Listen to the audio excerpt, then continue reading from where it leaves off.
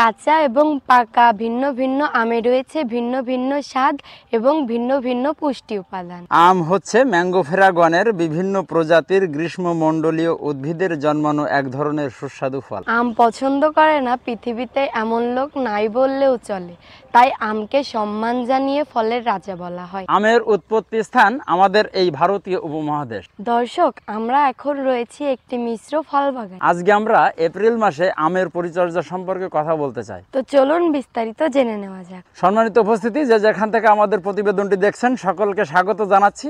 দর্শক, আমরা এখন রয়েছি এপ্রিল মাসের মোটামুটি আজকে যে আমরা ভিডিওটি ধারণ করতেছি এটা এপ্রিল মাসের আজকে হচ্ছে আপনার 3 তারিখ। 3 তারিখে ভিডিও ধারণ হচ্ছে। তো আমরা আজকে যে বিষয়ে কথা বলতে চাই সেটা হচ্ছে এখন যে আমরা দেখতে পাচ্ছি যে প্রত্যেকটা গাছে কিন্তু আমাদের এখানে ফল এসে গেছে এবং গাছের চেহারাও মোটামুটি ভালো। আমরা এখন এই যে আমের পরিচর্যা সম্পর্কে আজকে কথা বলতে চাই। তো আমাদের আম গাছের বয়স কিন্তু আপনারা অনেকেই জানেন যে প্রায় 3 বছর, এখনও 3 বছর পূর্ণ হয়নি, মোটামুটি মানে প্রায় 3 বছর বলা যায়।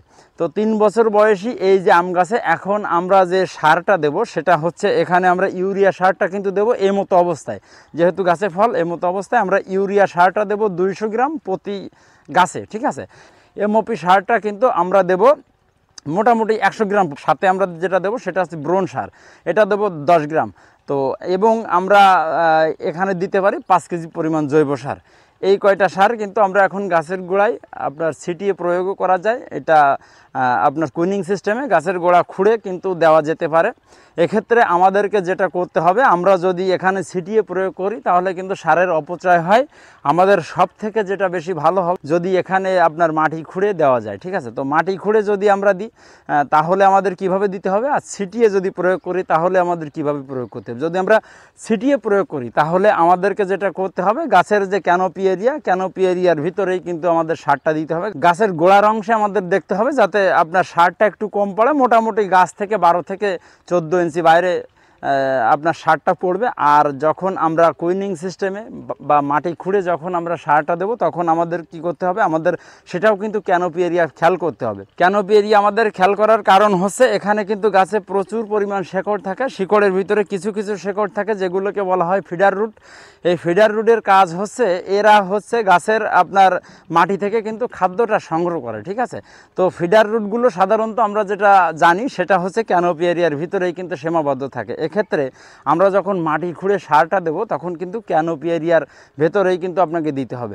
এক্ষেত্রে আমাদেরকে খেয়াল রাখতে হবে যে ক্যানোপি এরিয়া কি, এটাও কিন্তু আমাদের জানা অত্যন্ত আবশ্যক। এক্ষেত্রে আমরা ক্যানোপি এরিয়া বলতে কি সহজে এক কথায় আমরা যেটা বুঝি সেটা হচ্ছে সূর্যের আলো যখন মাথার উপরে থাকে গাছটার ছায়া যতটুকু জায়গায় পড়ে ততটুকু জায়গাকে বলা হয় ক্যানোপি এরিয়া। তো যখন আমরা মাটি খুঁড়ে এই সারটা দেব তখন আমাদের ক্যানোপি এরিয়ার ভিতরেই কিন্তু দিতে হবে। মোটামুটি আপনার গাছ থেকে আপনার 2 থেকে 2.5 ফিট বাইরে চলে আসবে এটা, ঠিক আছে। ওখানে কিন্তু মাটির নিচে 1 থেকে 1.5 ইঞ্চি, সর্বোচ্চ যদি হয় 2 থেকে 2.5 ইঞ্চি এতটুকু পরিমাণ আপনার মাটি খুঁড়ে ফেলতে হবে। ফেলে এখানে আমরা যে সারটা বললাম এই সারটা সম্পূর্ণ কিন্তু ওখানে দিয়ে দিতে হবে।